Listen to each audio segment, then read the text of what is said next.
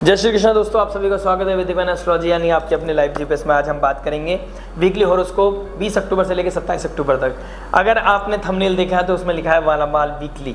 मालामाल वीकली जरूर नहीं फाइनेंशियल हो, लेकिन एक वेव जो चेंज आया है, एक बदलाव जो आया है, जो शिफ्ट आया है, उसको समझने की ज़रूरत है। और वो कहीं ना कहीं आपको एक आईना दिखा के जाएगा कि आने वाला समय अच्छा है।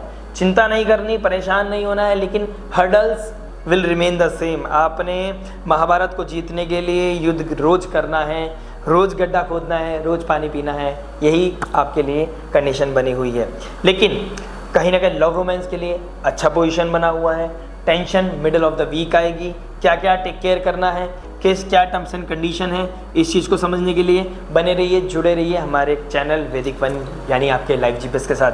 आज हम बात करेंगे love, marriage, job, business, luck और उस रेमेडी के बारे में जो आपके लिए रामबाण हो सकती है, जो आपकी लाइफ में पॉजिटिविटी को एनहेंस कर सकती है, मैक्सिमाइज कर सकती है और नेगेटिविटी को मिनिमाइज कर सकती है। समझना होगा हम वीक की प्रेडिक्शन कैसे करते हैं। हम वीक की प्रेडिक्शन करते हैं मून ट्रांजिट से। जैसे मून ट्रांजिट करते हैं 7th house, 8th house, 9th house, 10th house में, तो ये 2 से ढाई दिन के अंदर एक राशि बदल लेते हैं। तो आपकी जो स्टार्टिंग होगी, वीक की स्टार्टिंग होगी जुपिटर के साथ। मून का कंजंक्शन बनाएगा गज केसरी योग। ये राजयोग बहुत ही अद्भुत योग है, लेकिन यह फलित कितना होगा ये आपके एक्शंस पे डिपेंड करेगा। लेकिन कंडीशन तो बहुत प्यारी बनी हुई है। स्कॉर्पियो अगर आपका लगन है, स्कॉर्पियो अगर आपका मून साइन है, और दोनों ही साइन से देखनी है, चाहे आपका लगन हो चाहे आपका मून साइन हो, बेटर अंडरस्टैंडिंग के लिए आपको दोनों चीज़ें देखनी चाहिए। स्कॉर्पियो यानी वृश्चिक लगन, वृश्चिक राशि। टर्म्स एंड कंडीशन के बारे में भी समझेंगे, आपकी हर सिनेरियो के बारे में समझेंगे। आइए स्टार्ट कर लेते हैं लव रोमांस के लिए। देखिए, लव रोमांस की बात करूँ तो आपके लिए तो मैं कितना ही बात कर लूँ, आपको समझना जरूरी है। चाहे वो एक लाइन में समझो, चाहे वो 10 मिनट में समझो। समझना क्या है, देखिए राहु 5th हाउस में बैठ गया है और जुपिटर बैठ गया है 7th हाउस में। तो कहीं ना कहीं आपका जो अभी अपील कर रहे हो आप अपने अंदर से, आपका हार्ट जो एड्रेस कर रहा है वो यही एड्रेस कर रहा है कि अब मुझे ना कनेक्शन ऐसा चाहिए कि मेरे को शादी करनी है।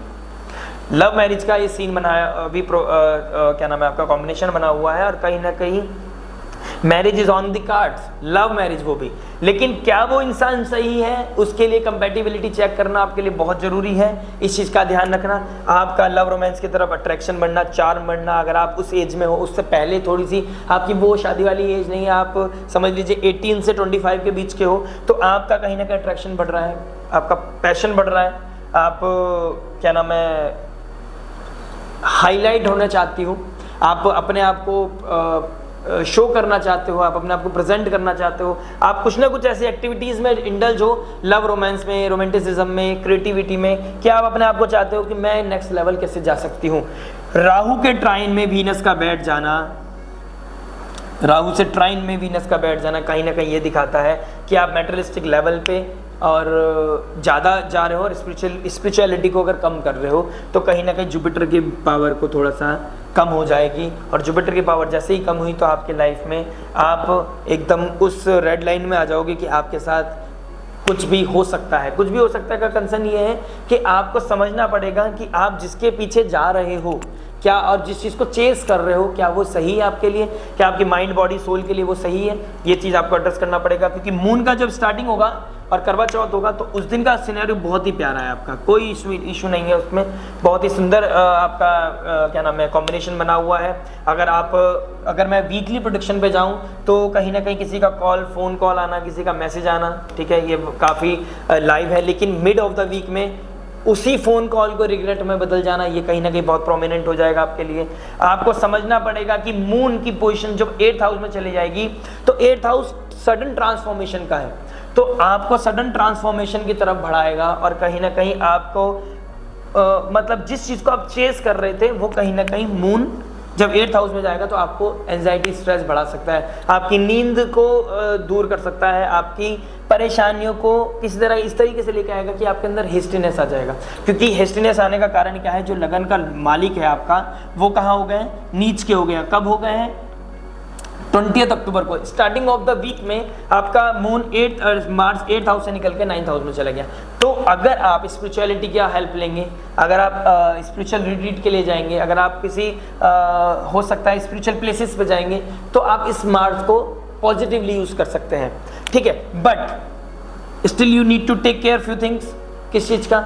आपने अपनी एनर्जी को बहुत सीक्रेट रखना है, अपनी चीज़ों को सात्विक रखना है, राहु की पावर को कम करना है, क्योंकि 5th हाउस में राहु आपको इल्यूजन देगा, डिल्यूजन देगा, कन्फ्यूजन देगा, अट्रैक्शन बढ़ाएगा। वीनस और राहु का ट्राइन में बैठ जाना आपको हाईलाइट करता है। आप वीनस 1st हाउस में बैठ गए हैं, तो इसमें क्या होता है, वीनस 1st हाउस में बैठ जाना इंसान को कहीं ना कहीं टिप टॉप फैशन ब्यूटी की तरफ अट्रैक्शन बढ़ना।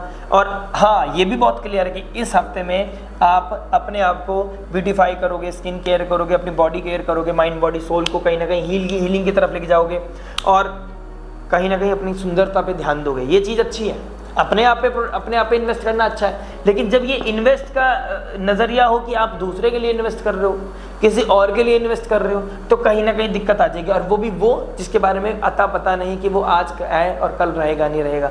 तो बेटर रहेगा आप कंपैटिबिलिटी चेक कराएं किसी जुपिटर लाइक फिगर, जो जुपिटर आपको आपकी जो प्रोटेक्ट कर रहा है ना, यकीन मानिए वो जुपिटर प्रोटेक्ट कर रहा है। और आपको रेट्रोग्रेड होने के बाद जब जुपिटर एक मौका दे रहा है कि अपनी इमेज को, अपने प्रारब्ध को, अपने पेंडिंग कर्मा को कैसे क्लियर करना है, ये धर्म और कर्म अधिपति दोनों केंद्र में बैठे हैं आपके 4th हाउस और 7th हाउस में, कहीं ना कहीं आपके पीस को और आपके मैरिज लाइफ को और आपके पार्टनरशिप को प्रोटेक्ट कर रहे हैं। बात करते हैं लव की। अगेन देखिए, मिड ऑफ द वीक में आप कहीं ना कहीं ट्रैवल के लिए जा सकते हैं, बहुत प्रोमिनेंट है। 10th हाउस में जब मून चले जाएंगे तो आपको काम को लेके इसका प्रेशर बढ़ सकता है। क्यों? क्योंकि सैटर्न जब 7th हाउस एस्पेक्ट से देखेंगे मून को, तो आपको रियलिटी चेक होना, आपके अंदर कहीं ना कहीं मून आपका वेव जो है इमोशंस को ऊपर नीचे हो जाएगा, फ्लक्चुएशन आ जाएगा और कहीं ना कहीं आप का रिलेशनशिप के थ्रू स्ट्रेस बढ़ जाएगा। तो हो सकता है आप घूमने जाओ, एंजॉय करो, everything is good, but the moment you cross the limit, मतलब जितना जिसको देना है, जितना आपको कॉन्शियस लेवल से ज़्यादा आप बाउंड्री क्रॉस कर रहे हो, तो कहीं ना कहीं आपके लिए रियलिटी चेक का कारण बन जाएगा वो।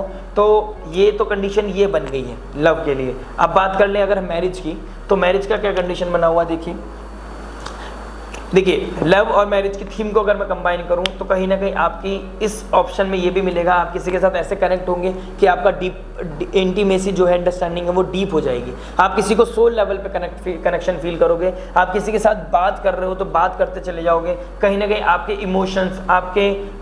इमोशंस बाहर निकल के आएंगे। लेकिन मैं ये कहना चाहता हूँ, वीनस 8th हाउस में बैठे हैं, 8th house is all about deep hidden. तो जितना आप इमोशंस को कंट्रोल करोगे, जितना आप अपनी वाइब्स को कंट्रोल करोगे, उतना ज़्यादा आपकी इमेज के लिए, आपकी कॉन्शियस लेवल के लिए उतना ही अच्छा है। आइए फाइनली बात करते हैं मैरिज के लिए। मैरिज क्या बताता है आपको? मैरिज में 7th लॉर्ड 1st हाउस में चले गए हैं और क्या नाम है, जुपिटर बैठे हैं आपके 7th हाउस में, मून के साथ, वक्री जुपिटर के साथ मून का कॉम्बिनेशन बनेगा। मून किसके मालिक है? 9th हाउस के। 9th भाग्य का मालिक 7th हाउस में आ जाना, त्रिकोण का मालिक केंद्र में आ गया है, अल्टीमेट राजयोग। त्रिकोण, दोनों त्रिकोण के मालिक केंद्र में आके बैठ गए हैं, तो कहीं ना कहीं आपकी रिलेशनशिप को, मैरिड लाइफ को कहीं ना कहीं बहुत सुंदर बनाएगा। कहीं ना कहीं आपका रोमांटिसिज्म बढ़ेगा, आपके लाइफ में आपके बीच में प्यार बढ़ेगा, जितनी डिफरेंसेस थे वो कम हो जाएंगे और आपका लव एक नेक्स्ट लेवल पे जाएगा, पीक पे जाएगा। आप एक दूसरे को साथ रोमांटिक बातें करोगे, लव करोगे, अच्छे से प्यार करोगे, केयर करोगे, कडलिंग करोगे, एवरीथिंग इज देयर। एक डीप इंटीमेसी, आप अंडरस्टैंडिंग लेवल, डीप इंटीमेसी दिखाओगे। लेकिन अगर आपने इस जुपिटर को वर्स्ट कर दिया, खराब कर दिया, और आपका एक रिलेशनशिप होते हुए आप अगर मल्टीपल जगह आपका कुछ चीज़ें चल रही हैं, आपका एनर्जी जा रहा है, तो सैटर्न 4th हाउस में बैठे हुए हैं और वो होम के एनवायरनमेंट को, पीस को खराब करेंगे। तो आपने देखना है अपने आप को कैसे कंट्रोल करना है, अपने आप को सॉफ्टली चलाना है। ये समय अच्छा है, इसको अच्छा यूज़ करना है। बस मिड वीक में थोड़ा सा मुझे कंसर्न दिख रहा है, मेंटल प्रेशर दिख रहा है, मेंटली आपको थोड़ा सा प्रॉब्लम होगा, ठीक है, मेंटली आप प्रेशर फील करेंगे। और मून से 9th हाउस में उनका तो धर्म है, वो मून का धर्म यही है कि आप कर्म करो। आपका कर्म है, जैसे आप जॉब करते हैं या हाउस वाइफ हैं या आप घर पे ही होम फ्रॉम, अगर आप फीमेल हैं तो आप हाउस वाइफ होंगे या वर्किंग होंगे, तो वर्क करने के साथ साथ आपको घर की भी चीज़ें देखनी है, क्योंकि फेस्टिव सीजन आ रहा है।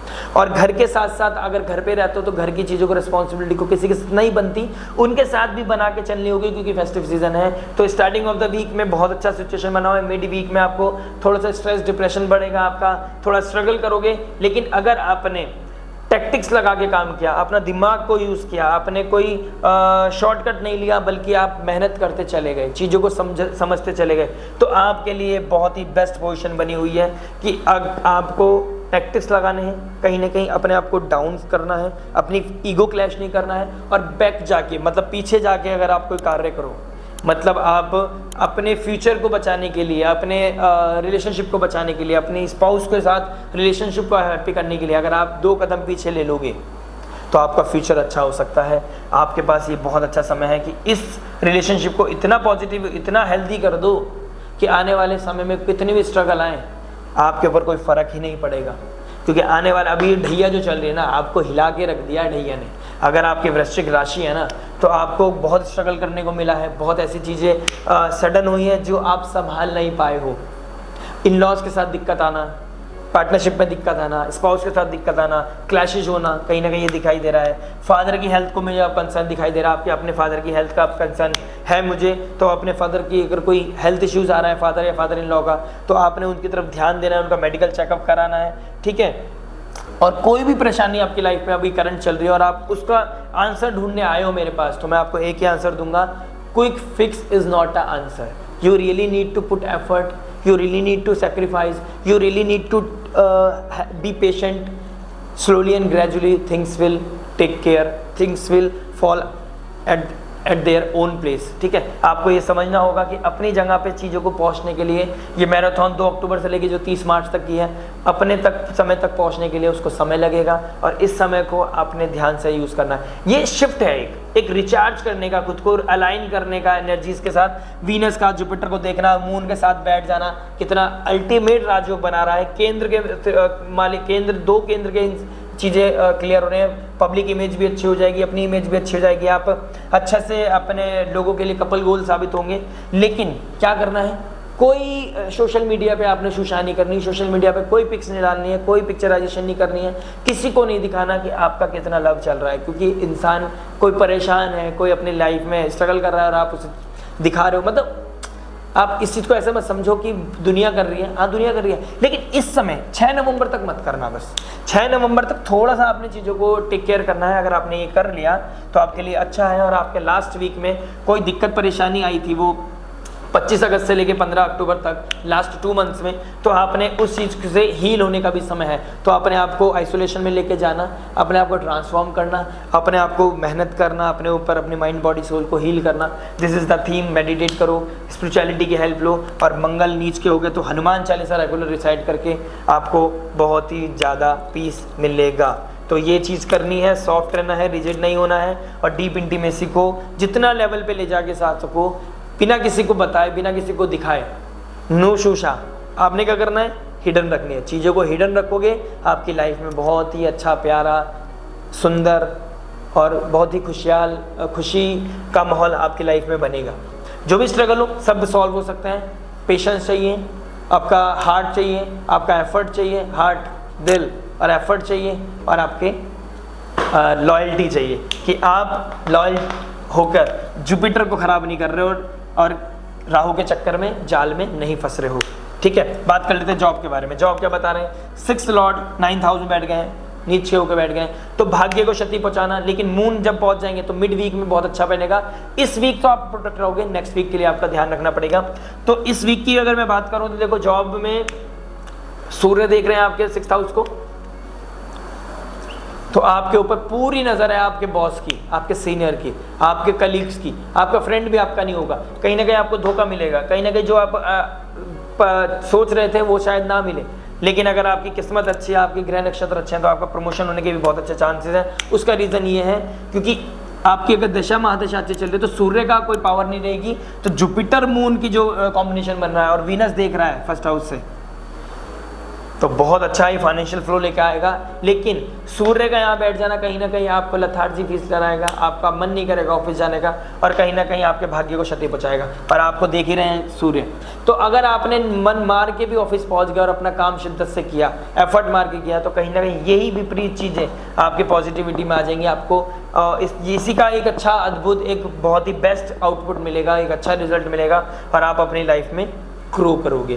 तो ग्रो करने के चांसेस आपके अपने हाथ में हैं। No one can help you. अगर आपको लग रहा है कि मेरे को कोई गाइडेंस सीख करनी है तो सब्जेक्ट मैटर एक्सपर्ट से बात करें, और या फिर किसी एस्ट्रोलॉजर, हीलर, काउंसलर से बात करें, और अपने आप को ठीक करने की पूरी कोशिश करें। क्योंकि पुराना ट्रॉमा पुराना हो गया है अब पीछे छोड़ दें और आगे बढ़ने का पूरी कोशिश करें।